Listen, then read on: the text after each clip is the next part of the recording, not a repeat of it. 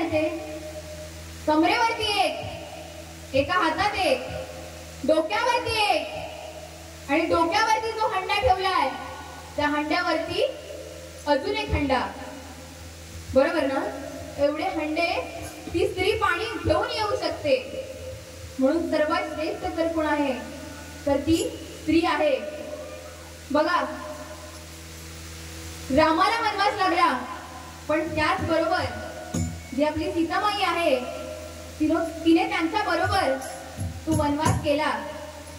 आणि वनवास करून आल्यानंतर जेव्हा वनवासातून सीता आली त्यानंतर देखील एका सामान्य माणसाच्या सांगण्यावरून त्या सीतेलाही अग्निपरीक्षा द्यावी लागली. बरोबर ना? सीतेला अग्निपरीक्षा ही रामाने द्यायला लावली. म्हणून आणि ती तिने हसत हसत दिली. म्हणून म्हणते सर्वात श्रेष्ठ जर कोण असेल तर ती स्त्री आहे. आणि बघा बुवा, आत्ताचे जे आपण आहोत, आत्ताची जी पिढी आहे ती सर्वात सुखी पिढी म्हणावी लागेल. आपण कोरोना बघितला, श्रीरामाचं जे मंदिर आहे ते देखील आपण बघितलं. त्यामुळे सर्वात सुखी जर कुठली पिढी असेल तर ती आपली पिढी आहे. काय बघायचं राहिलंय हो? भारत आणि पाकिस्तानचं युद्ध देखील आपण बघतोय. बरोबर ना? आणि त्या युद्धातून देखील आपण जातोय, सैनिकांना पाठिंबा करतोय. ते जवान ते तिकडे लढतायत, पण त्याचबरोबर आपणही आपल्या देशासाठी प्रार्थना करतोय, त्यांच्या जीवासाठी प्रार्थना करतोय, आणि आपण देखील त्या युद्धामध्ये सामील आहोत. ही आजकालची आपली पिढी आहे. बघा, एक छोटंसं गाणं सादर करते.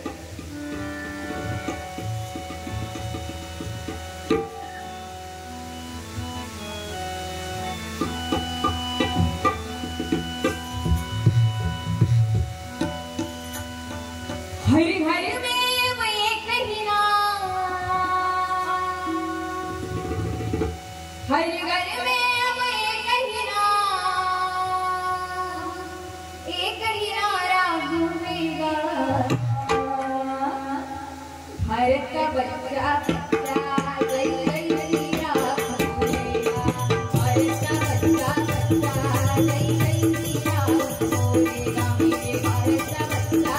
बच्चा जय जय श्री राम बोलेगा, मेरे भारत का बच्चा बच्चा जय जय श्री राम बोलेगा.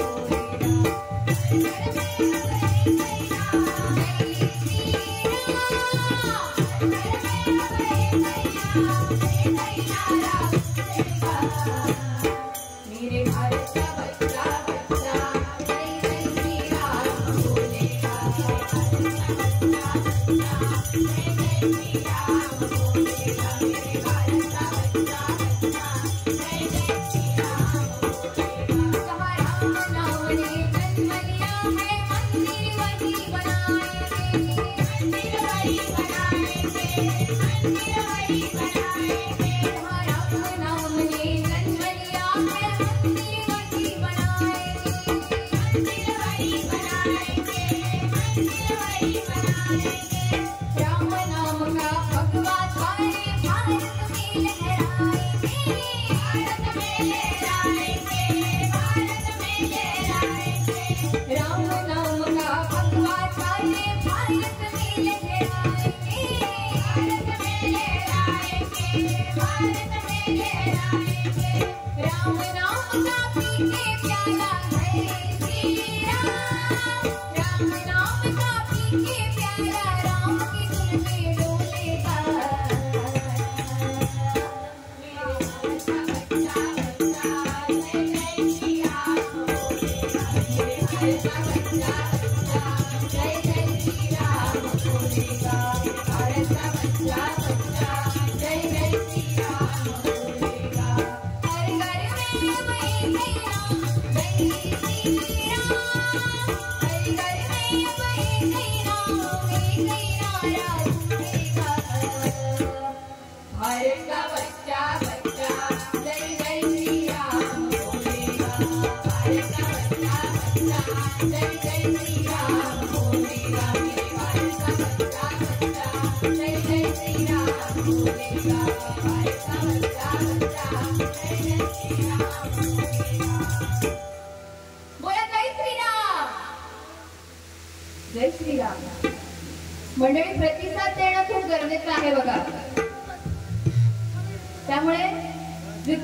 प्रतिसाद द्याल तितकी तुम्हाला मजा येईल.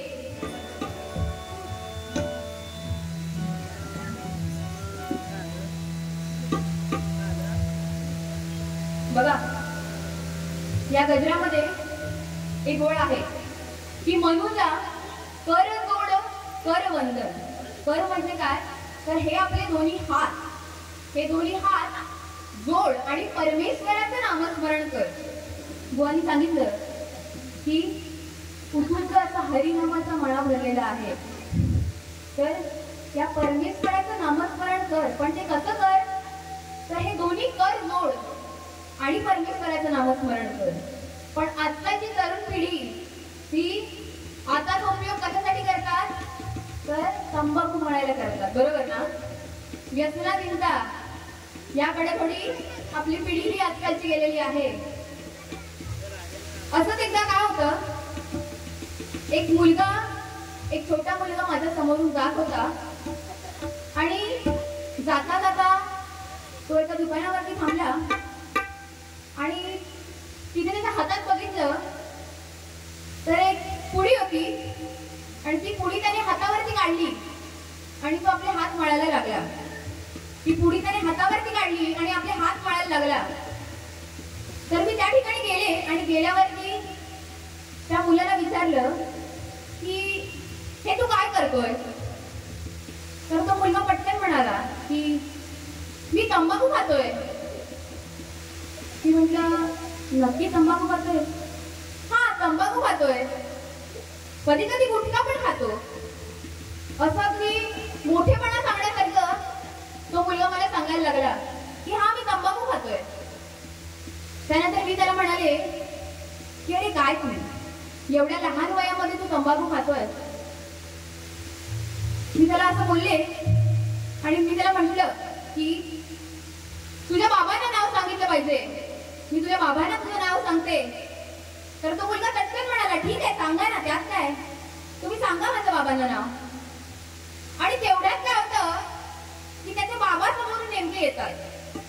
त्याचे बाबा समोरून आल्यानंतर तो पटकन आपले दोन्ही हात पाठीमागे लपवतो आणि बाबा येतात आणि त्याला विचारतात की काय रे, इकडे कुठे, शाळा सुटली का. त्याची विचारपूस करतात, घरी का लवकर असं सांगतात आणि तिथून निघून जातात. ते जसे निघून जातात तसं मी त्याला विचारते की काय रे, तू बाबांना बघून पटकन हात का पाठी लपवले, तू बाबांना घाबरलास ना. तर तो मुलगा मला पटकन म्हणतो की मी बाबांना घाबरून हात पाठी नाही लपवले, मी बाबांना घाबरून हात पाठी नाही लपवले, तर माझ्या हातावरती असलेला अर्धा तंबाखू त्यांना द्यावा लागेल म्हणून मी पटकन हात लपवले. तर ही अशी आजकालची पिढी आहे. तर बघा, व्यसनाधीनता कुठेतरी कमी झाली पाहिजे. पिणारे काय म्हणतात की आम्ही आमच्या पैशाची पितो, पण त्यात तुमचं नुकसान देखील होतंय आणि जर चुकून काही बरं वाईट झालं तर ते तुमच्या पैशानेच तुम्हाला निस्तरावं लागेल. म्हणून म्हणते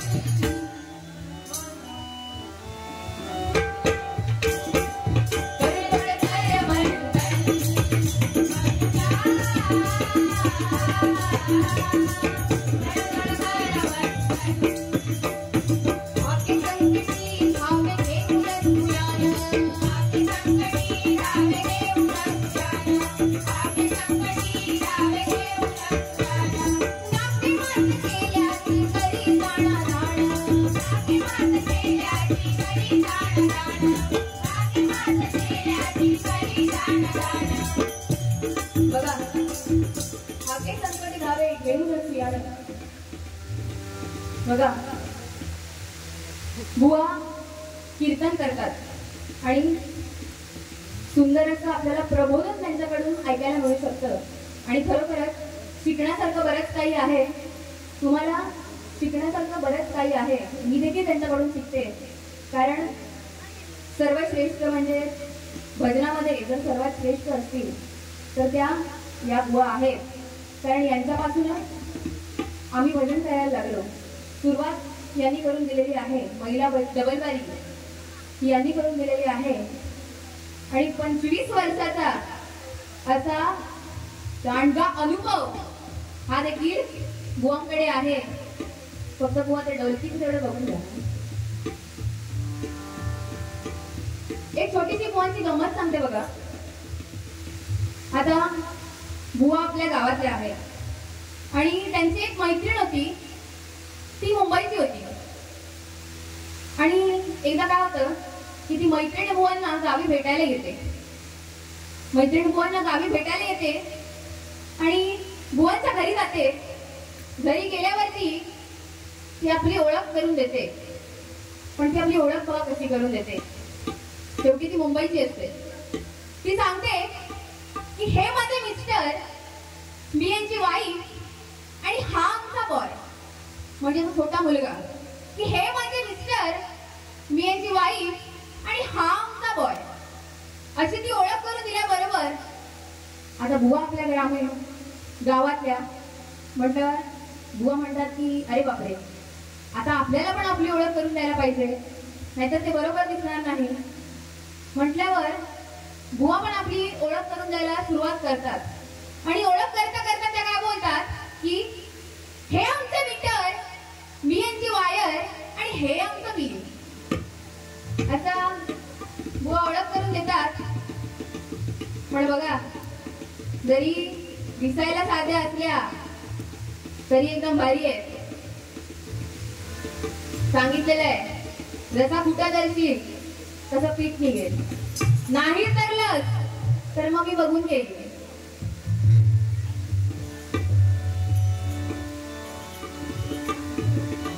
म्हणून म्हणते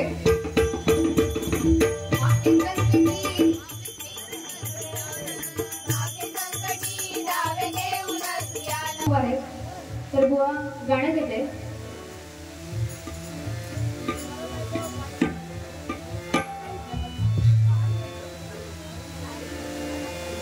तुला खांद्यावर घेईन, तुला पालखीत मिरवीन,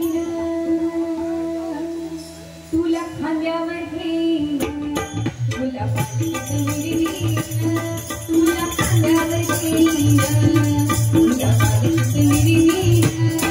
साई बाबा विठेला पायी चालत येईन, साई बाबा विठेला पायी चालत येईन. तुला खांद्यावर घेईन, तुला पालखीत मिरवीन, तुला खांद्यावर घेईन, तुला पालखीत मिरवीन. साई बाबा विठेला पायी चालत येईन, साई बाबा विठेला पायी चालत येईन, साई बाबा विठेला पायी चालत येईन. पायी चालत गेलेल्या रत्नपुरीवाल्या, रत्नपुरीवाल्या, रत्नपुरीवाल्या, पायी चालत गेलेल्या रत्नपुरीवाल्या, रत्नपुरीवाल्या, रत्नपुरीवाल्या.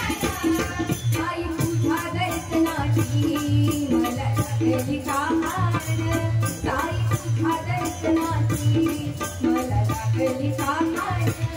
साई बाबा विठेला पायी चालत येईन, साई बाबा विठेला पायी चालत येईन, साई बाबा विठेला पायी चालत येईन.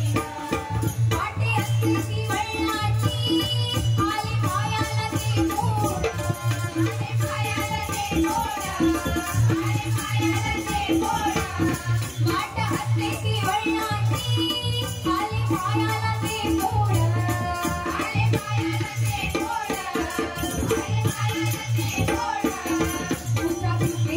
वालीत गोड वाटती रे गोड तुझ्या कुपेत खाईत गोड वाटती रे गोड साई बाबांनी शिर्डीला पायी चालत येईना साई बाबांनी शिर्डीला पायी चालत येईना साई बाबांनी शिर्डीला पायी चालत येईना माझी बापाई आई तूच विठ्ठल कुमारी तूच विठ्ठल कुमारी माझी बापाई आई तूच विठ्ठल कुमारी तूच विठ्ठल कुमारी तुझ्या शिर्डी नगरीत घरी बाकीन तुझ्या शिर्डी नगरीत घरी बाकीन साई बाबांनी शिर्डीला पायी चालत येईना साई बाबांनी शिर्डीला पायी चालत येईना साई बाबांनी शिर्डीला पायी चालत येईना तुला खांद्यावर घेईन तुला पालखीत मिरवीन तुला खांद्यावर घेईन तुला पालखीत मिरवीन साई बाबांनी शिर्डीला पायी चालत येईना साई बाबांनी शिर्डीला पायी चालत येईना साई बाबांनी शिर्डीला पायी चालत येईना. धन्यवाद. त्याचप्रमाणे अजून एक गोवा गाणं घ्यायला सांगितलं होतं त्यांनी, तर अजून एक गाणं सादर करते.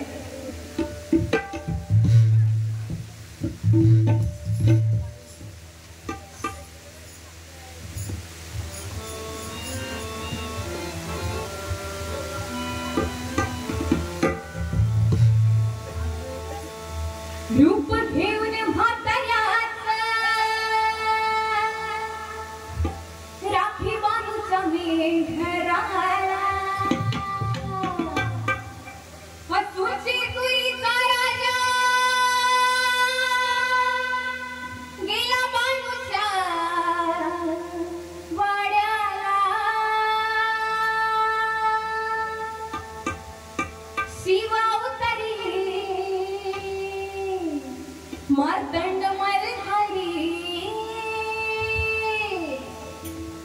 शिवा उतारी मार्तंड मल्हारी मनात ठेवून बांधूला तक मरून गोड्याला निघाला पाणीच्या वाड्याला तक मरून गोड्याला निघाला पाणीच्या वाड्याला तक मरून गोड्याला निघाला पाणीच्या वाड्याला शिवा उतारी मार्तंड मल्हारी शिवा उतारी मार्तंड मल्हारी मनात ठेवून बांधूला तक मरून गोड्याला निघाला पाणीच्या वाड्याला तक मरून गोड्याला निघाला पाणीच्या वाड्याला तक मरून गोड्याला निघाला पाणीच्या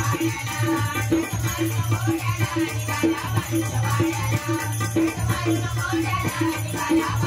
अशी म्हणताती मानी देवाच्या पडता कारणी देवाच्या पडता कारणी देवाच्या पडता कारणी अशी म्हणताती मानी देवाच्या पडता कारणी देवाच्या पडता कारणी देवाच्या पडता कारणी कळलावली नारळानी गवती गली माणसराणी गवती गली माणसराणी गवती गली माणसराणी कळलावली नारळानी गवती गली माणसराणी गवती गली माणसराणी गवती गली माणसराणी गवत घालो म्हातारा हडपडी गोड्याला गवत घालो म्हातारा हडपडी गोड्याला माळसा पडली गोड्याला गोड्याला निघाला पाणीच्या वाड्याला गोड्याला निघाला पाणीच्या वाड्याला गोड्याला निघाला पाणीच्या वाड्याला शिव शंभूचा अवतार माझा मानदंड मल्हार माझा मानदंड मल्हार माझा मानदंड मल्हार तिला वचनाला साकेल झाला पारूचा भरधार झाला पारूचा भरधार झाला पारूचा भरधार विशाल ईश्वरा सांभाळीले ईश्वरा विशाल ईश्वरा सांभाळीले ईश्वरा सुखी देव गाव गड्याला गोड्याला निघाला पाणीच्या वाड्याला गोड्याला निघाला पाणीच्या वाड्याला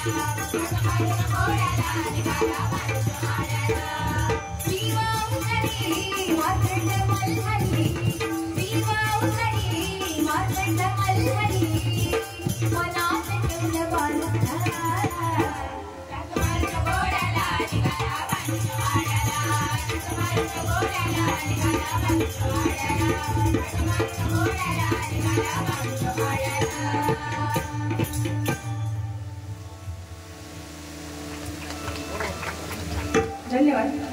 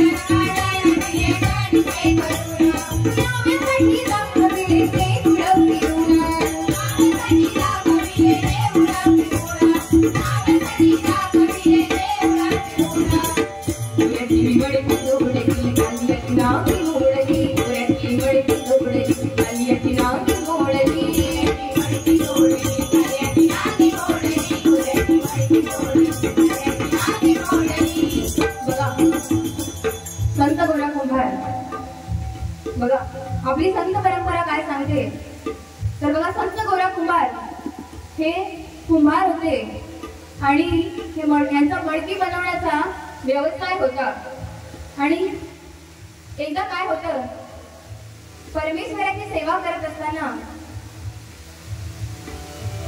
बघा परमेश्वराची सेवा करत असताना ते माती मळत होते आणि माती मळता मळता परमेश्वराचं नाव घेत होते. आणि एकदा त्यांची बायको येते आणि ती त्यांना सांगते काय की मी पाणी भरण्यासाठी बाहेर जात आहे, तोपर्यंत तुम्ही आपल्या मुलाकडे लक्ष द्या. एवढे सांगून ती त्यांची पत्नी घराबाहेर निघून जाते. आणि निघून गेल्यानंतर ते मूल हळूहळू रांगत रांगत त्या मातीमध्ये येतं आणि संत गोरा कुंभारांच्या पायाकडे तुडवलं जातं. आणि तुडवलं गेल्यानंतर त्यांची पत्नी जी असते ती आतमध्ये येते आणि ती हे दृश्य बघते. ती हे दृश्य पाहिल्यानंतर ती आरडाओरडा करायला सुरुवात करते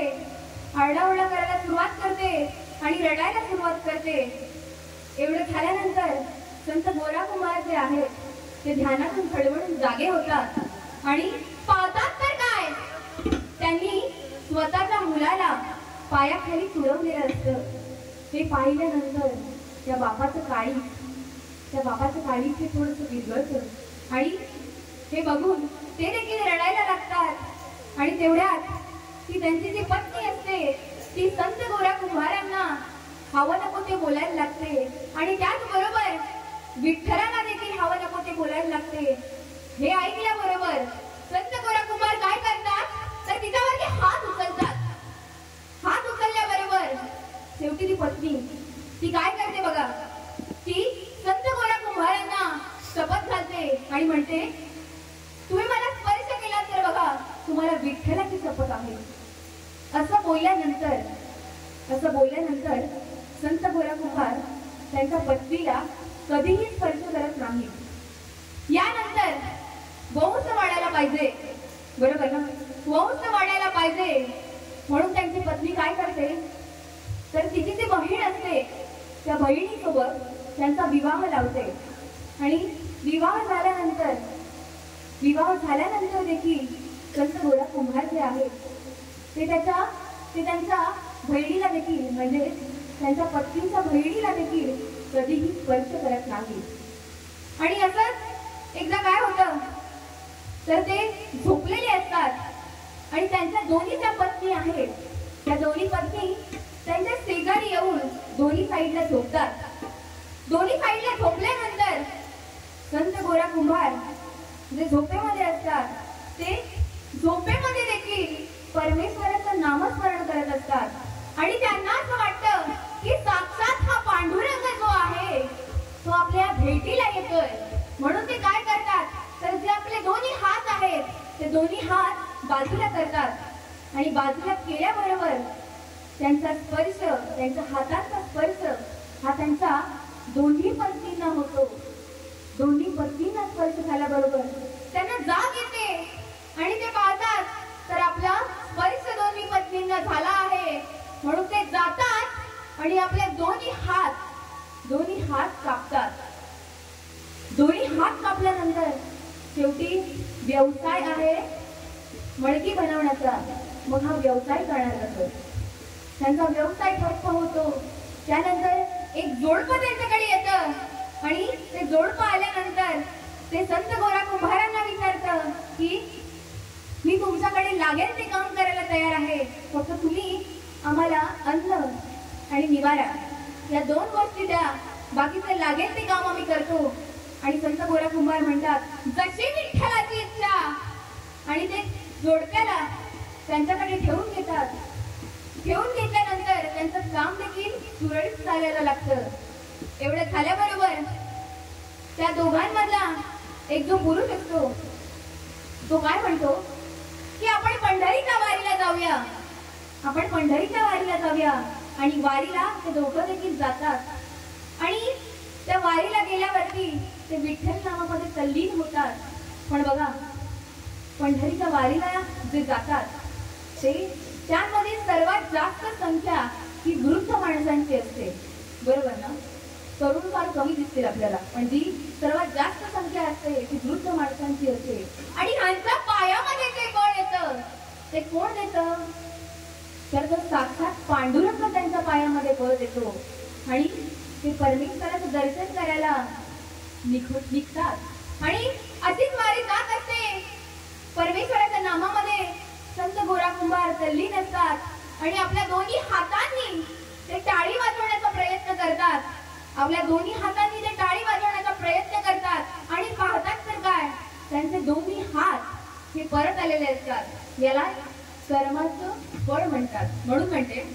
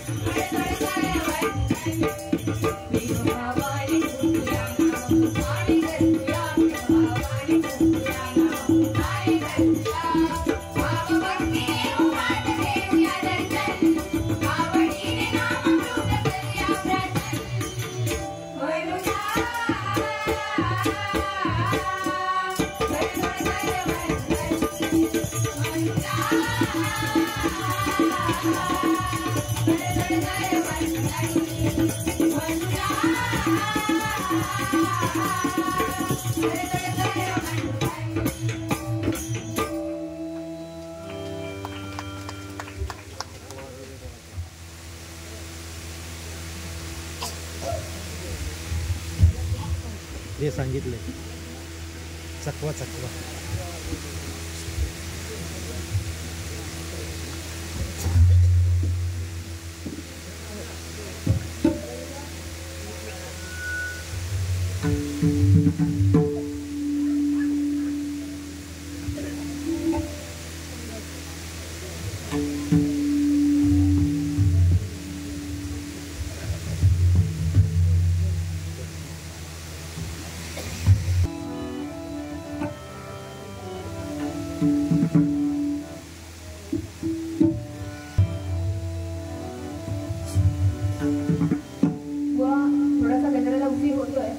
थोडा वेळ जास्त घेते, कारण कसं आहे आमच्या इथे वारी आहे म्हटल्यावरती प्रत्येकाच्या फरमाईशी हिला पूर्ण कराव्या लागतात.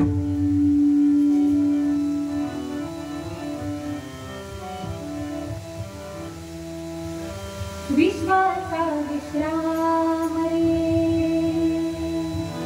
स्वामी माझा राम रे, विश्वाचा विश्राम स्वामी माझा राम रे, विश्वाचा विश्राम रे स्वामी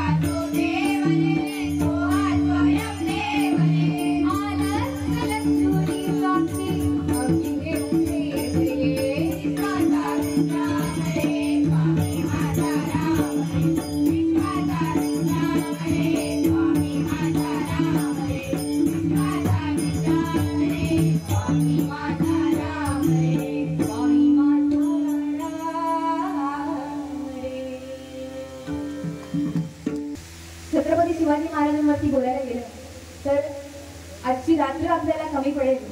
पण बघा, मी एक पोवाडा सादर करते आणि पोवाड्याच्या माध्यमातून प्रतापगडाच्या पायथ्याशी काय झालं ते सांगण्याचा प्रयत्न करते.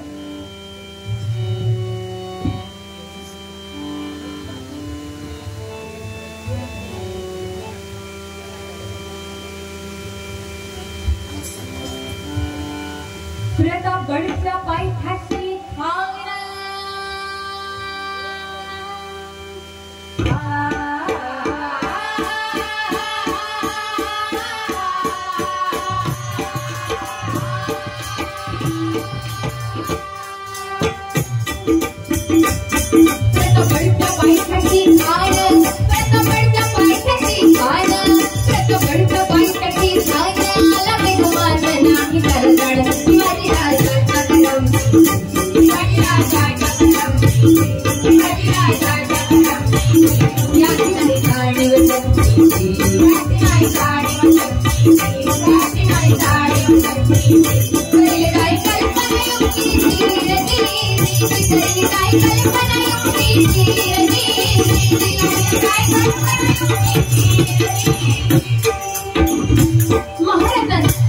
शिवाजी महाराजांनी एक सुंदर शामियाना उभारला होता.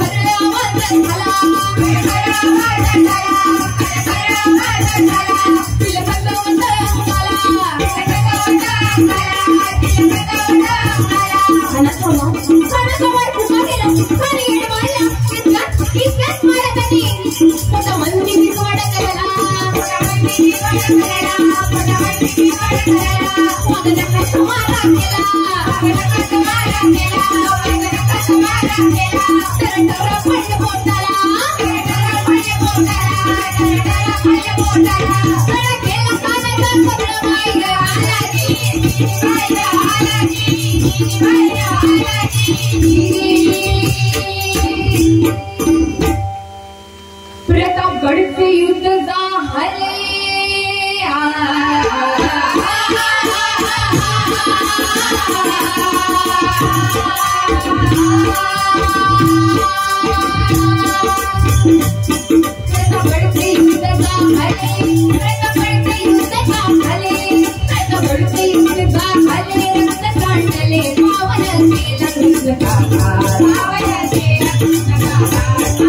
Thank you. लावी गुलाबी वाट लावी गुलाबी वाट लावी गुलाबी वाट मराठी साहित्य मारला झाडती मराठी साहित्य मारला झाडती मराठी साहित्य मारला झाडती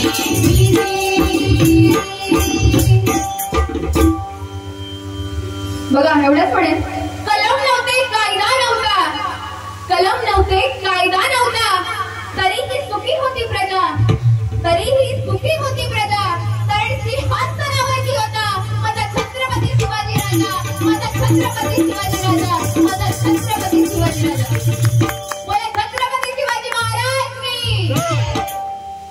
एवढाच आवाज बोले छत्रपती शिवाजी महाराज की इकडून आवाज आला